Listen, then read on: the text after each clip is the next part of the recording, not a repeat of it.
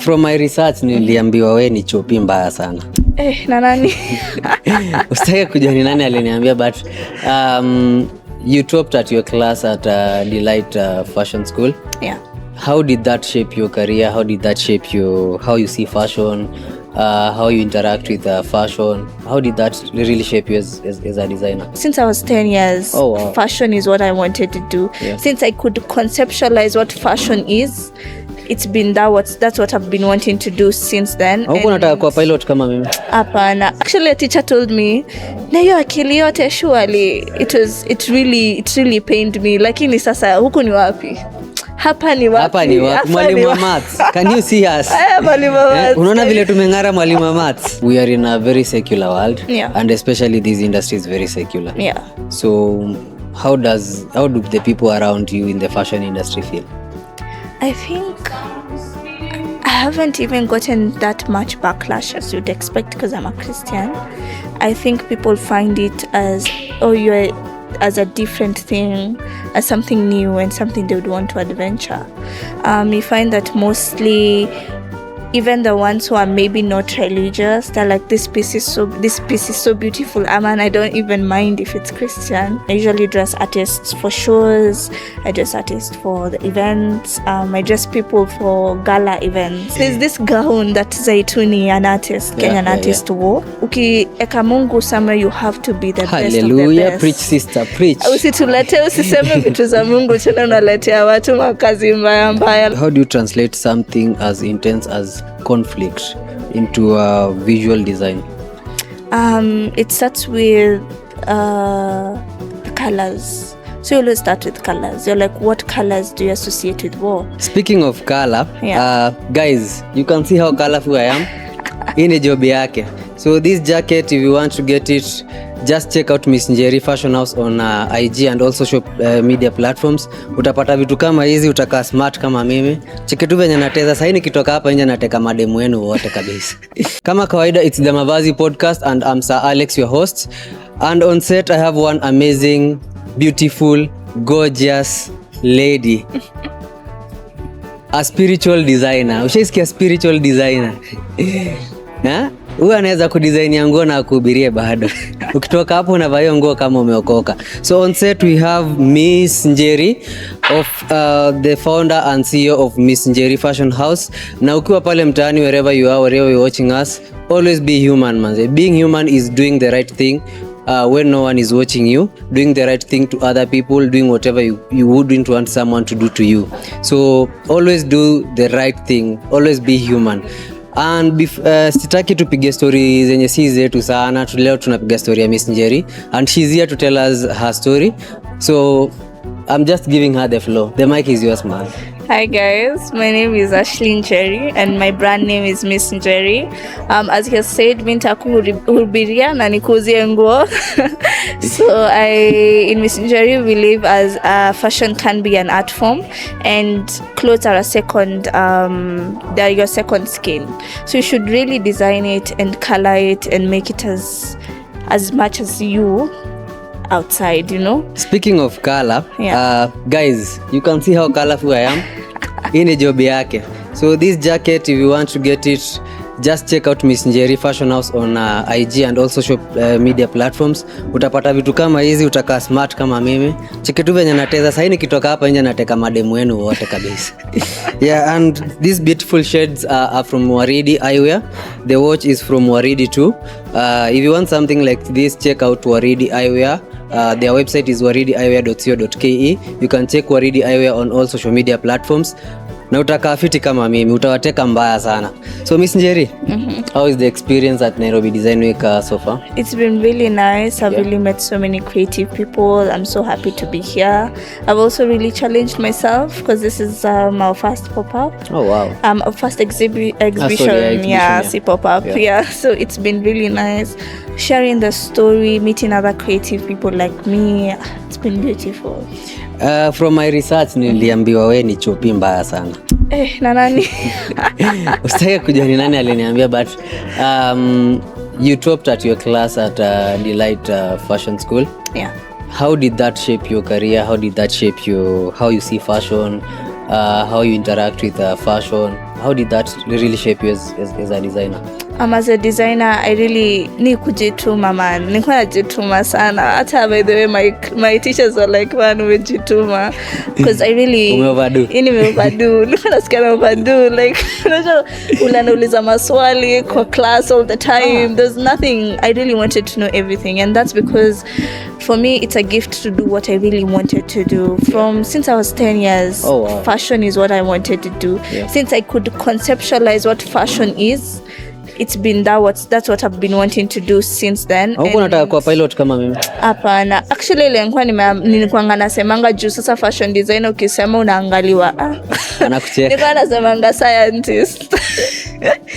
Juu ukisema designer unaambiwa. Actually a teacher told me, na hiyo akili yote surely it really pained me. Lakini sasa huku ni wapi? Hapa ni wapi? Mwalimu wa maths. Can you see us? Mwalimu wa maths. Unaona vile tumeng'ara mwalimu wa maths. Usicheze. It made sense because how they conceptualize fashion is the tailor. Yeah. And in our society we don't really respect craftsmen.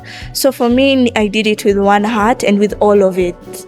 And for me it's also ministry. So in my vile mimi nimefunzwa through my family, like ukieka Mungu somewhere you have to be the best of the best. Hallelujah, preach sister, preach. Usiseme vitu za Mungu tena unaletea watu makazi mbaya. Like I really wanted to do that. I also had such a supportive team, family, and also the school I was in Delight Fashion School, one of the best schools in Kenya right now, to even East Africa. Shout out to Delight, man. Shout out to Delight. Model wote nimepata nao by then nikawa nimepita tu hiyo shule. And the nice designers, you'll always find it's Delight. Like from then nilikuwa nimefunzwa kujituma. Like we used to have so many shows where you have to show up, do great work, and you're graded on it, and you get opportunities. Unapata our school would still put us out there as much as we are still students. Yeah. So I got experience really early. Yeah. And again, just on the point of school, at some point you went through homeschooling. So how did that shape how you see the world, and how did that influence your creativity? So homeschooling I started after joining high school. So I was in primary most of my 844 life. I did other forms of systems though. I did American. So my mom has always been very adventurous. Wewe hata ukisema utakuwa fashion designer ungeambiangu ati tunataka ukuwe daktari. Mzazi anakupeleka group of schools. Yeah. Unajua sisi tulisomea shule zilikuwa zinaitwa shule kwa jina ya shule kumeongezwa CDF, kumeongezwa day and boarding. Hey. I got a day and boarding anyway. So my mom was very adventurous with my schooling, and she understood the kind of person I was. So homeschooling I did most. So I went to Moi Girls, and then for 2 terms, and then I drop out. I was like, this nimeka class tunafunzwa social study history. Mimi nafikiria vile kuna hii biashara inaweza work. At high school. Yeah, I'm creating, like I noticed the more the teacher is speaking, my brain doing a work more. It's not working on what she's saying or what he's saying. So I explained to my mom. My mom already wanted me to do homeschooling, so she was like, yeah, let's do it. It was so scary. Like I was doing something many people were not doing at that time. My family was like, surely you're in a nice school. Ni nini unataka? Unatoka wapi? Unataka nini ingine? So during that time I started homeschooling. I did an American system because I didn't want to do it for 4, and I also started doing classes fashion and tailoring. I was doing now American system in homeschooling because my mom didn't really fully believe in the 844 system for a person like me. The 844 brings you up to be the 3 big stuff: lawyer, daktari na architect. Shout out to your mom, man. Engineer, I swear. Mimi ningesema hivyo ile mwiko ingeanguka kwa mgongo. So but I love my mom. She's an amazing woman. Our mothers really shape. Because when they support you, it's really amazing. Yeah. So during that time when I was being homeschooled, I also had time to now adventure into my talents. I started painting. So like for real drop out shule ukasema mimi sitaki na my just. Imagine. See, really could drop out and your parents want to adopt someone. I'll mention you. So that was so amazing that I was able to do that. Adventure my tailoring. I started nilienda kwa ka workshop kako hapo home. So nilikuwa nashona hapo. Sasa hapo ndio nilijua fashion is going to make me insane. Juu hata siko nafikiria kushona. Hata hiyo education rahisi siko naifikiria. I was just waiting for the time nitafika kwa hiyo workshop. I start seeing walikuwa wananifukuza guys. Wanafukuzwa. At that time I'm 15. Fundi, mbona ulikuwa unafukuza mtoto? Surely I just wanted to learn. So fundi anasema usikuja hapa tena. Fundi ananiambia man, unakaa sana. We close they're closing at 5. I used to live there. Mbona mna close at 5 p.m? Exactly. Huu pia na nimefika tu. So 5 is too early. Kwani ni wapi hapo? I don't know, kwani walikuwa wafunga mapema hivi. I think ndio kulimit clients and then waendelee kushona the other clients. I don't know. Because hiyo ndio time clients wanakuja usiku na already mnashona stuff zingine. So that really shaped me in a sense that I knew there's a possibility of being out of the box and still achieving something amazing. Like, because homeschooling was very different. Even with my friends, like I couldn't hang out with my age mates because wako shule. So it really exposed me to a different kind of thinking. So I'm always thinking, is there a different way of doing this? Hata small things kama hata ukiwa kwa gari, you know, there's just small things that you try and adventure out of what is supposed to be, and you're like, let me think something else. And you can even see it in my design. Like, I could have done a very simple garment, but I always try to think out of the box. What's the best I can do? Yeah. That tells why you describe fashion as storytelling. What does that really mean to you? Storytelling through fashion, it's like vile tu nimesema, Nguo ni your second skin, and it should really show what you have within. So I try to tell stories of who you, as every person, like every human, what they have gone through. And also I try to say my own story, because I found a lot of redemption in how I dress. So I always try to bring that aspect into my art. Also, I've grown up in a storytelling family. Like, my grandma used to tell me Bible stories. Tukichoma tulikuanga kwa kachimni anapika, so she would tell me stories. She's such a beautiful storyteller. So I got that from her. And actually, even Miss Njeri, she is Njeri, and nice. I really wanted to bring that aspect of her into my fashion. Yeah. So many of your prints begin with hand printed artworks before they get now to the fabric.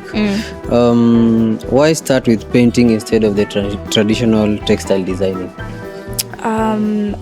For this collection specifically, the Wounds and Renewal, see, I already told you I started painting a long time ago. Yeah. Like, it has always been an expressive way of expressing how I'm feeling within. So I was trying to bring everything that Ashley has and Njeri has into this fashion thing, not just my skill of tailoring or patterning.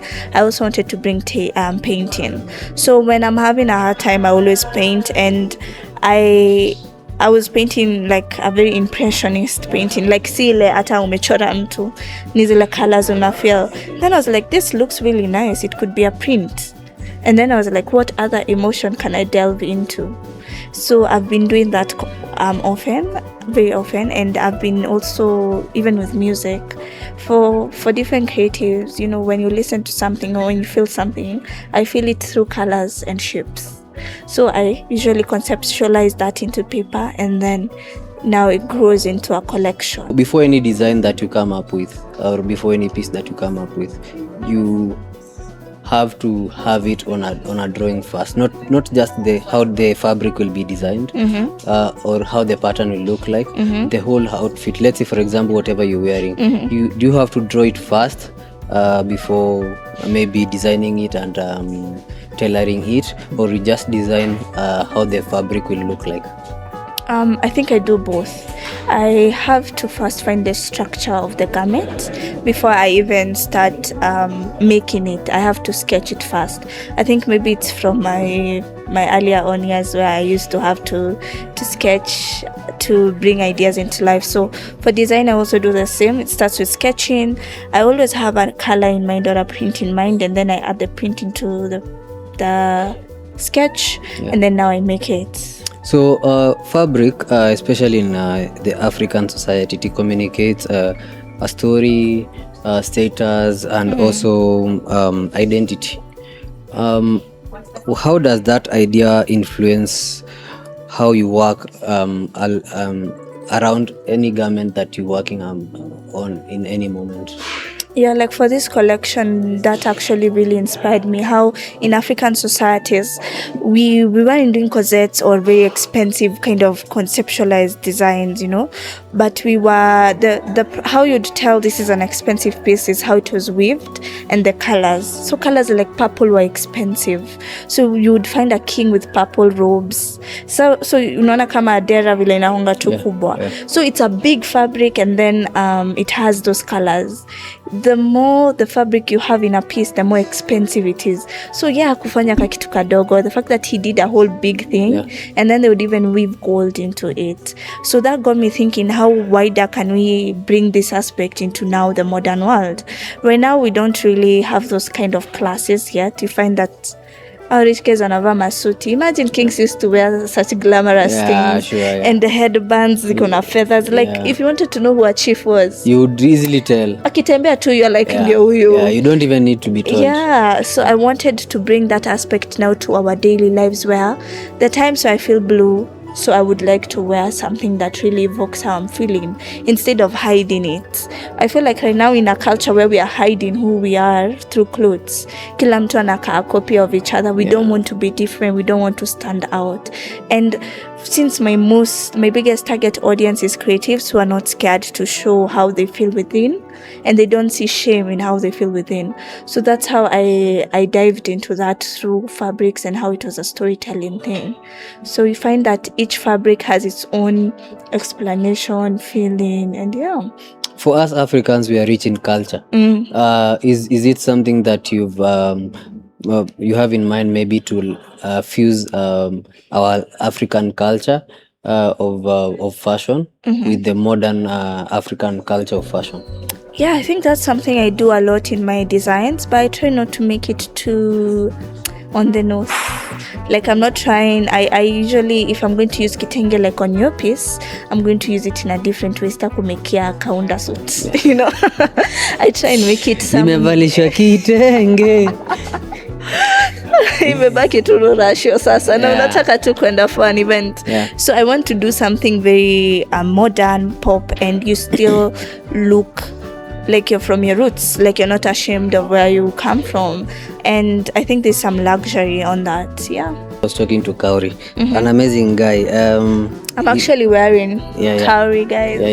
He was telling me he's been in the game for around 2 years. He's realized that most people prefer simplicity rather than complicated designs. You find you look at something and you're like, yes, I want to like complicate this as much as I want to like make it stand out. And as Africans, when we talk about standing out, mostly it's usually something that is complicated. Does that also work for you, the fabric designers, that simplicity works more for your clients than the complicated designs? That's a good question. I think depends on your target market.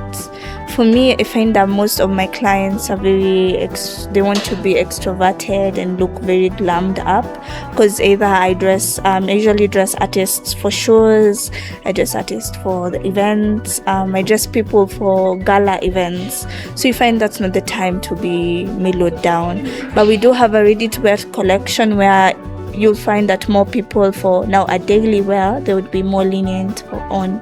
So that depends on where you're wearing the garment for sure. Like, would you wear jeans and shirt for a big event, a gala event? I really doubt that.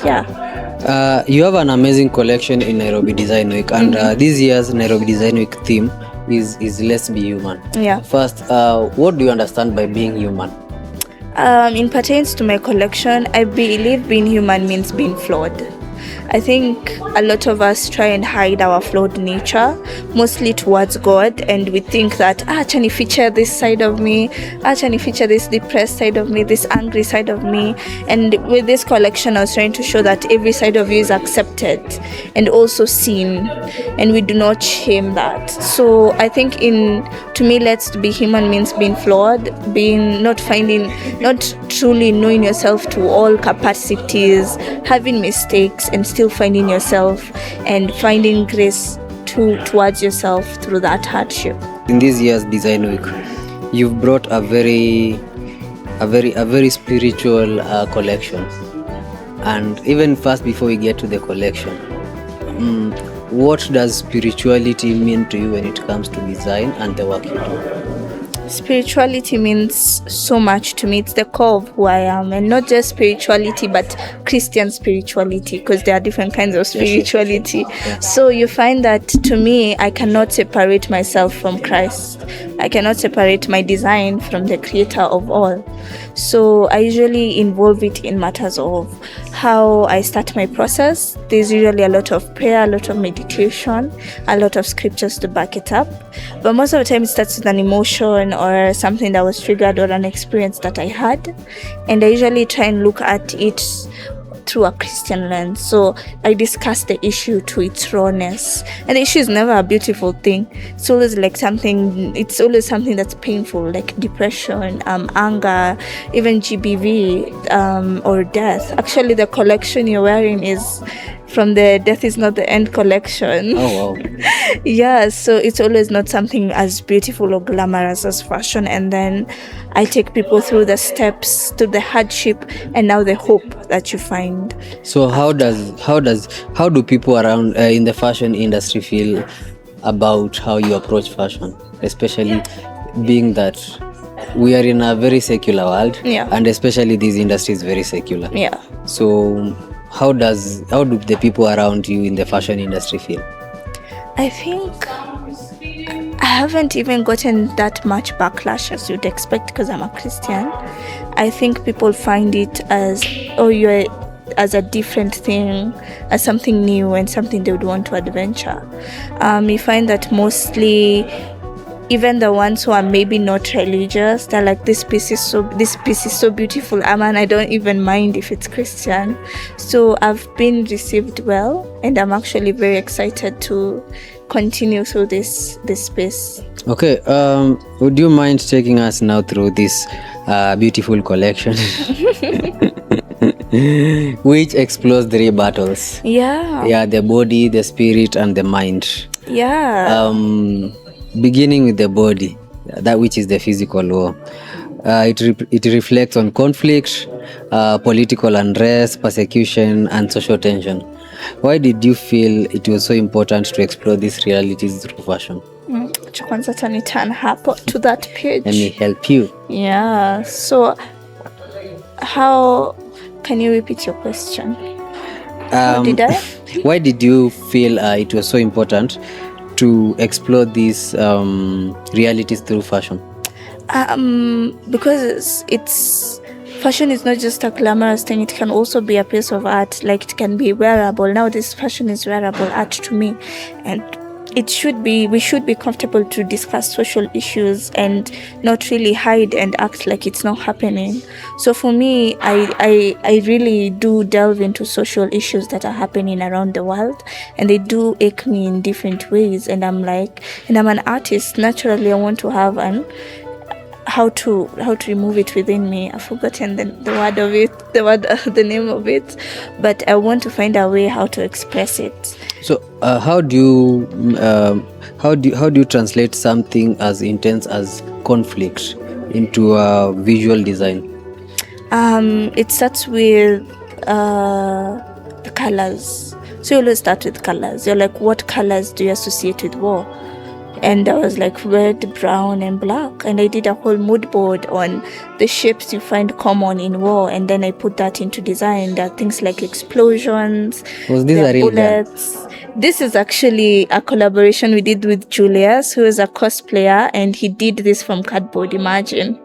Oh, wow. So he came and brought us some props, and we worked with him on the project. So I usually look at those shapes, and I also look at the Miss Njeri, how we usually design. So we blend those things together, and then we come up with a piece like this. So I can see here, like here we have yellow, we have red, we have black. So from here, this pattern would look like fire. Yeah. So fire would mean conflict, definitely. Yeah. And then with this gun as the prop, it would definitely tell you it's war. Yeah. But now the feet has some blue, has some is this brown or maroon? No, that's maroon reddish. Yeah. And then you have this is orange. Bright red. Red. Yeah. Yeah, red. I mean, so Yeah. how do you now move from just having the mood board, having it on paper, and deciding this is the type of fabric I want to use, especially the textures, so that it comes out as what when someone wears it or just sees it, they understand the message without being told. Without being told. I think that comes with a lot of training that I experienced in Delight, and also my own personal studies, where you have to work with your, not just your sixth sense, where you have to think about, you have to put yourself in that place, where I had to do so much research to be in that dark place of war. I searched up tribal conflicts that was happening in Congo, even Mau Mau, and all that was happening in their mind, and how they were dressed, and how they were feeling in that moment. So with that, you just have to end up with a beautiful piece. I feel like that's enough. Yeah. So yeah, you patch them up together. There is usually a scrapbook that designers usually do. So there's like a piece we have here that actually looks like an explosion. Oh wow. Yeah, this one is actually inspired by an explosion. So it's thin at the bottom and then explodes at the top. Okay. Like when a bomb drops. So like, how can I do that design with a human anatomy? How can we translate it to human anatomy?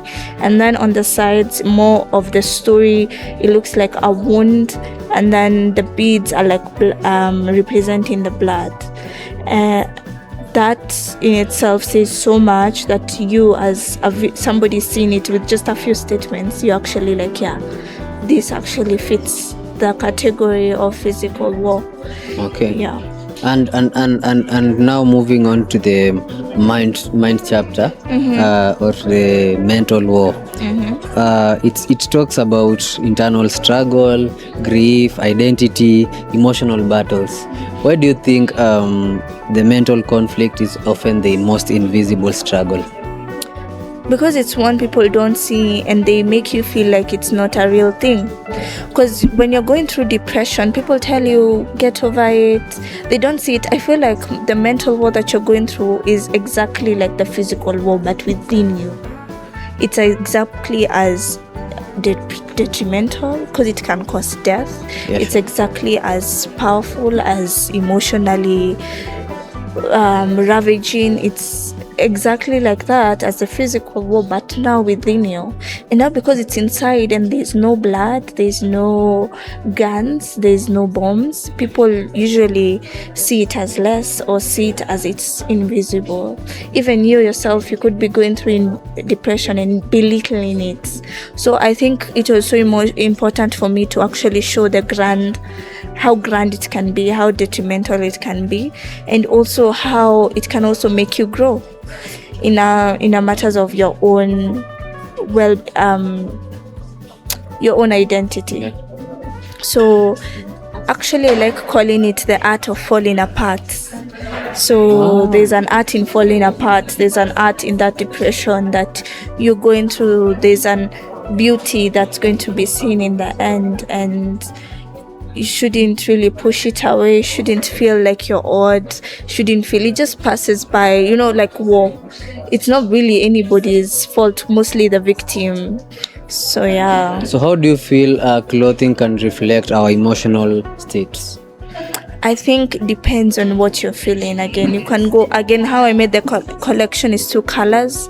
So when you're having, which is usually the easiest way, when you're having a hard time, you can pick the colors that you feel like you're aligned with. If you don't want to be seen, you could wear black. If you're going to an event and you want to be joyful and happy, you could wear yellow. If you're feeling very fierce and powerful, you could wear red. Even with the silhouettes, you can wear bigger, like very crazy jackets. Yeah, they're just different ways to simply wear how you're feeling and how you are within. There's also the aspect of statement pieces, the pieces that you'll never find me without. You'll always find me with an African piece. Like right now I'm wearing Paula, she's such an amazing artisan who's also exhibiting here. So there are pieces that you'll always find me with that I have aligned my identity with them. Yeah, that's a way of finding your own style and also wearing how you are and how you feel. So what was the story behind this purple outfit? Yeah, the story is really just how emotional and powerful depression can be. You can see the model is very moody. The colors are also very moody, from the fierceness of war to now a calm place where when you're going at home and that's all you're thinking about, your sadness or the heaviness you're having within your heart. Actually, it was inspired by Ecclesiastes. Ndio hii wada. Yeah. Ecclesiastes chapter 3, which says there is a time for everything under the sun, a time to weep, a time to mourn. So every time you're going through something, always make sure you speak out. Depression is real, actually. Yeah, it's very real. So every time you're going through something, make sure you speak out. You don't have to speak out to anybody that you don't believe or you trust. Always find someone you can speak to. If you find it difficult to speak to people, because also people use things against others, always find something that can fulfill you, not something that will help you run away from something. Find something that will fulfill you, that will make you happy, and try to do it as often as possible. It will help you so much in curbing this menace called depression. It's really eating up our youth, and it's something that should be addressed, but many people are taking advantage of it to be a money minting machine, actually. Yeah. And it's really sad how society has turned to be so selfish. You find you going through something, but people want to use it to benefit themselves. Yeah, so when we have people like you are trying to use art to heal people, it's something that's really amazing, and we really big up you for that. Thank and you. I hope maybe you can tell us, have you ever received a testimony where you made a piece for someone, and after they wore it, how they felt about it and how they felt in it? They just rang your phone or dropped you a text and told you, hey, Ashley, this fit has really healed me. It has really made me come out of a place that I was really struggling. Yeah, actually, from the collection you're wearing, there's a lady who told me the piece she wore, she really felt like she's embodying what was happening when I was thinking about when I was making the piece. So now the spiritual, Yeah. the spiritual war, where you thrive most. Yes, spiritual war. Maombi. Prayer warrior. I don't speak in tongues though. But what do you have to say about that? So I think I wanted a resolve, of course, through the end. So say ati nimekupeleka hii physical war, mental war, there's no hope, there's all this like happening. Where can we find hope? Again, I dive into social issues and then find Christian and infuse Christian philosophy that's always full of hope into it. So this one, the hope that I found was actually from martyrs. Martyrs are people who are killed for their faith. And actually in the Christian faith, Stephen. is it Stephen or Steven? Steven. Ama ile tu tasema. The Ugandan martyrs. Yeah, you find that these people are so willing to die for their faith, and it's so beautiful. But the thing is, God never really removed them from that pain. God never removed them from that war. That's why they actually became martyrs. They actually passed away. So the result of this is finding peace within that war that you're going through. It's not that we're trying to tell you that it's all going to go away, it's going to get better, because it actually might, and it also might not. So it's finding peace and a calm place within you spiritually through the help of your spiritual strength, to go through all this with so much grace, so much beauty, so much strength, that people are asking you, Yani, we are going through, this is such a hard time for Kenyans, this is such a hard time for the world, for humanity. How are you finding hope? How are you finding peace? And we're still in the same world. Like Jesus always said, even Jesus himself was crucified. He was also persecuted. He let himself go through that. It's not going to be withheld from us, but what we're going to be given freely is a point of patience. It's been in a point of joy in any time. Actually, what truly inspired me, because I studied a lot about war before I made this collection. So I studied about World War I and II. Because I was doing our American system, I had to really know it to its full scope. I also wanted to know what is happening at home. So I studied about the Mau Mau and how the war was at that time. And then I was like, okay, how was a Christian going through this? So I found a book called The Hidden Place, The Hiding Place, that was written by a lady abroad. And she went through the Holocaust as a Christian. And it got me thinking, she wasn't removed from that space, which was really hard for her. She lost so many of her loved ones, but she still found hope. And even when hope was failing, God was still showing her how to navigate through all this, and nothing was withheld from her. It wasn't until she got a lighter experience of war because she was Christian, nothing was withheld from her. And I find so much strength in that. Like, nothing will ever shake you. In good times and in bad times, you can still praise the Lord, and you can still find bearing and find will to live in this world. And one of the last chapters, she was able to get to be free. She was freed actually, but she went with the wounds of what happened then. And one of the times she's speaking to a crowd about her experience, actually in our church, she sees a guy at the back. She remembers who that guy is. It was one of the soldiers who was actually tormenting her in the Holocaust, in those spaces. And then at that time, she's not feeling that mercy that God usually. At that time, she's very human. That's why I believe it's okay to be human. At that time, she's feeling weak. She's feeling actually trigger now mentally, and I feel kama, like, when you see somebody who had abused you, it hits differently. And at that time, she feels God telling her, God hananga chills, by the way, and amambia shake their hands. So he comes and stands up. Do you know what the guy says? He says, I'm so happy I found the Lord, and I have been forgiven for what I did. I'm so sorry for what I did to your sister. At that time, she doesn't care. She's like, surely wewe umepata Mungu aje, hatungemficha from you, of all people. Of all people, but like you. Yeah, but you see, God Jesus also came because of people like that. Yeah. And that's the thing, it hits you. Those people who are the worst of the worst can actually be saved. And at that time, akiongea, God is telling her, shake his hand. She doesn't want to, but she does it out of obedience. Yeah. And while she's going out to stretch out her hand to shake him, she feels a lightness in her heart. It's like God was reforming her heart spiritually before even he came to the mental, to the physical. She felt this overwhelming love and peace towards this person that did not make sense.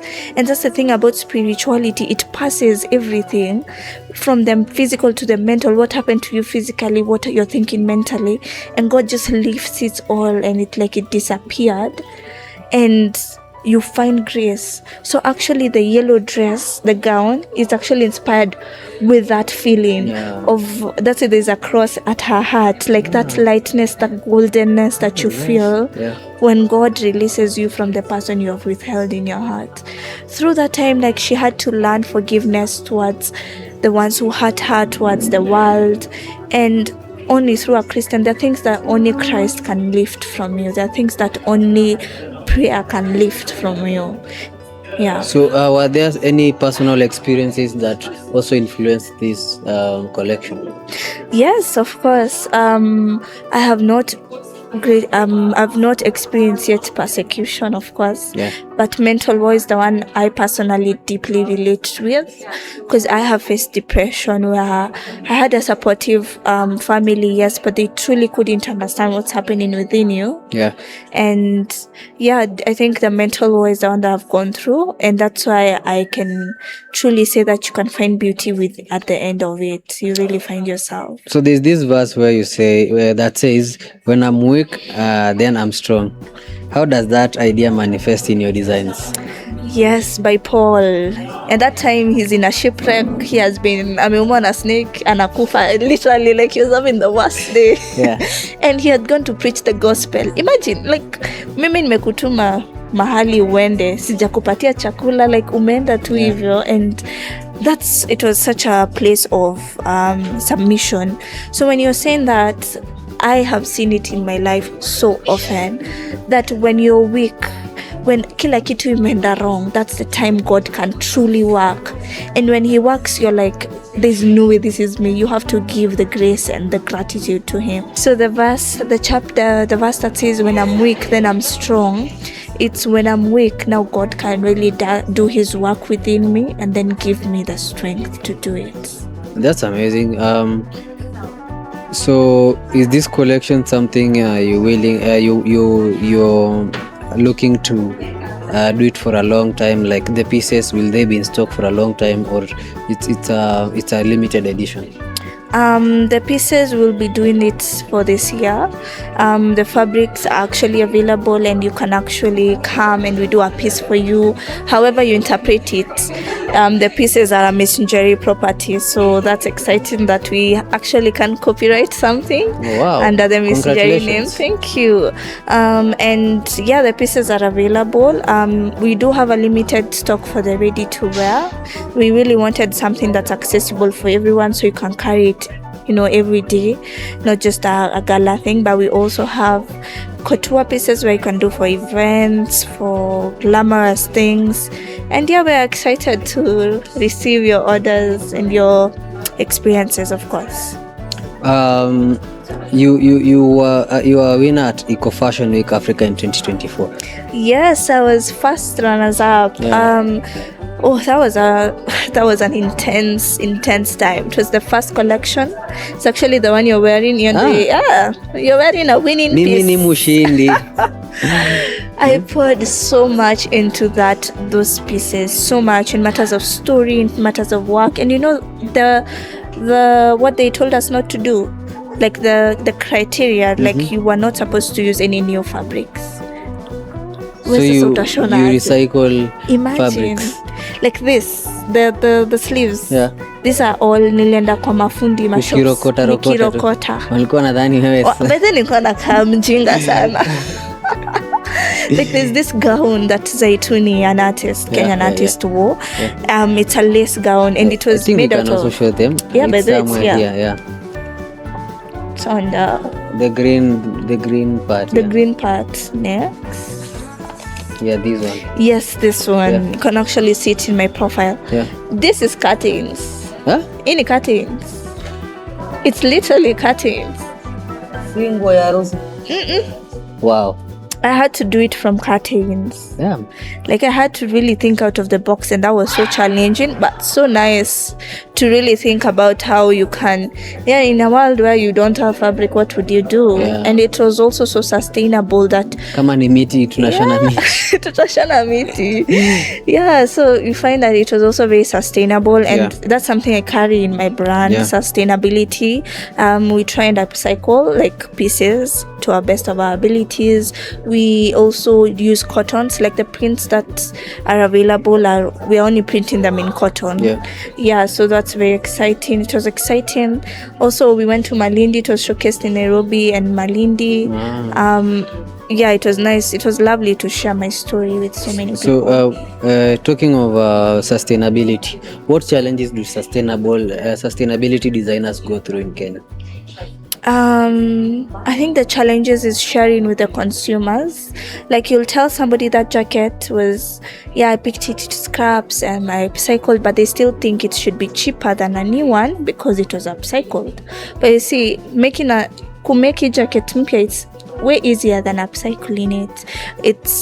It takes more time, and it takes it's really hard to convince a consumer like this is good for the earth. Like because the Kenyan market, I think we don't really understand how cucumber is affecting the ecosystem.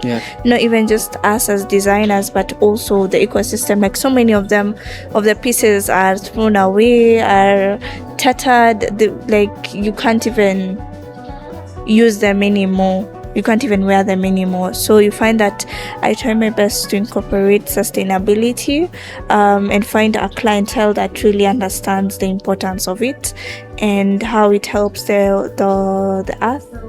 And it's also really beautiful to bring something that was discarded and make it a fashionable piece so it's respected. Okay, African designers are blending heritage with contemporary expression. What excites you about the future of African fashion and also Kenyan fashion? So exciting. African fashion is so exciting. Nigeria is already doing so well. South Africa is also doing well. And also Kenya, we've started embracing fashion. And I think how I know fashion will be so beautiful, like when I jump into the future, is when even the guys in the streets are dressed well. People who are working in Nairobi town are dressed well. Like that is a future I can't wait for, where we are all consuming our own people, our own designers, our own wale wanauza viatu ni wale wamemake, like zile viatu zinauzwa ni Kenyan made.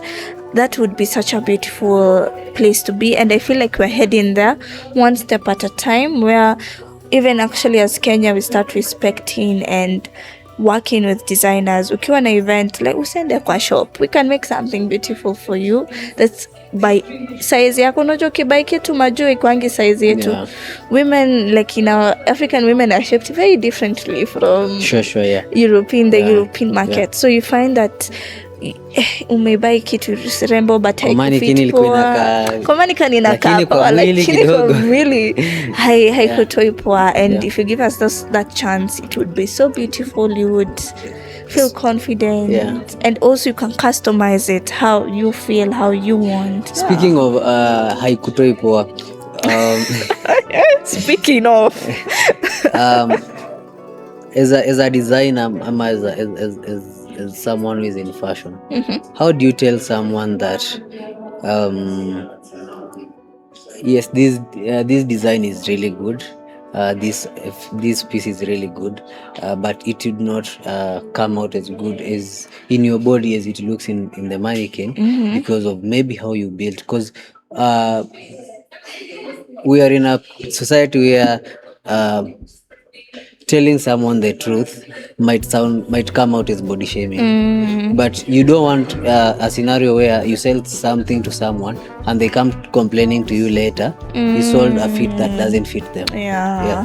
I think actually in design, because fitting itakufit poa but haitatoka vile unataka, haikutoi vile tumesema. I think most of my clientele really understand fashion and sizing and things like that, so I usually try and explain, like maybe designing. Actually we had a Zoom call with one of my clientele, and she gave me like a list of things that she wants, and then I was like, this won't look good because of the event you're going to. Itaka inaka very high fashion, and you're going to a business meeting, a business event.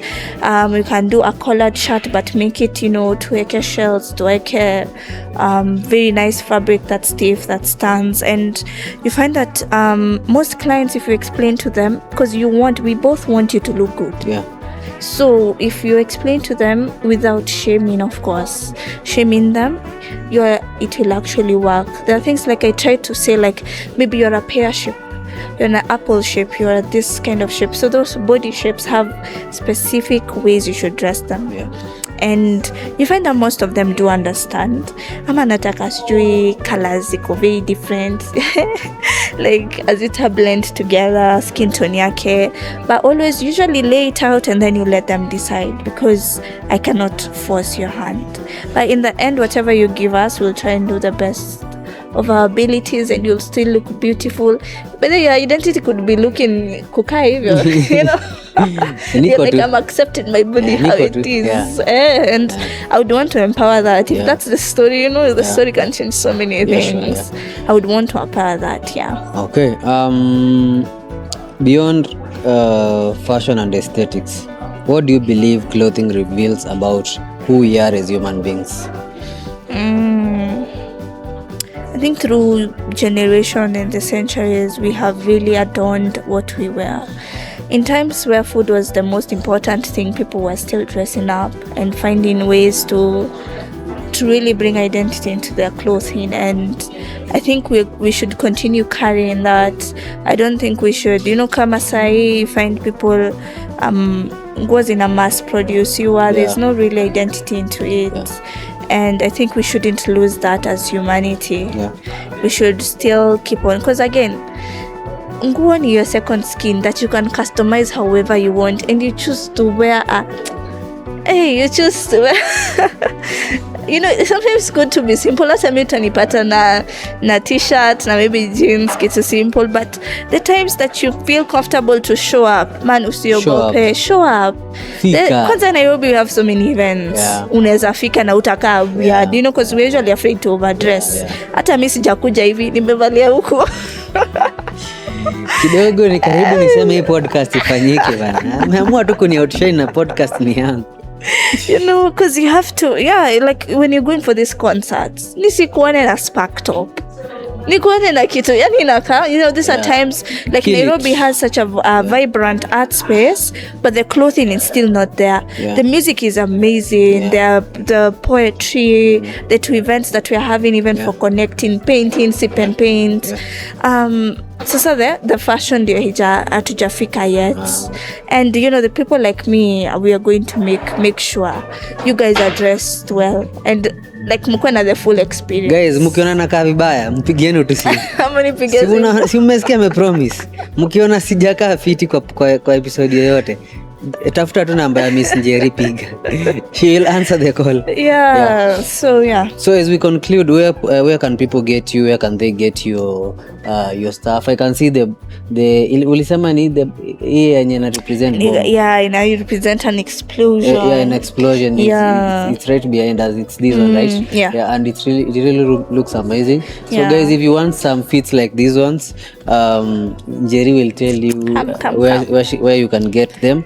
If you guys have a physical shop, if you guys have boutiques you're collaborating with, the social media platforms you guys are in, you can tell them. So currently we're on TikTok, Instagram and LinkedIn, so you can find out. I know hata mimi sijui nafanya nini huko, but I like educating people about fashion. But the depth of it. LinkedIn actually is a gold mine. If you use it well, it's a gold mine, because you're connecting with people who are I don't want to say high end, but you're connecting with people who mostly understand what they want. And they also want to, fashion is also as important as all these other professions. So I love educating, like unaona kuna fabric like tweed, there's a whole history behind it. It didn't just appear.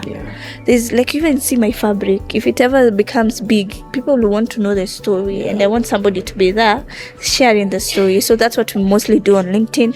But on our profiles we do very artistic, on our other profiles we do artistic shoots, we do very nice be behind the scenes.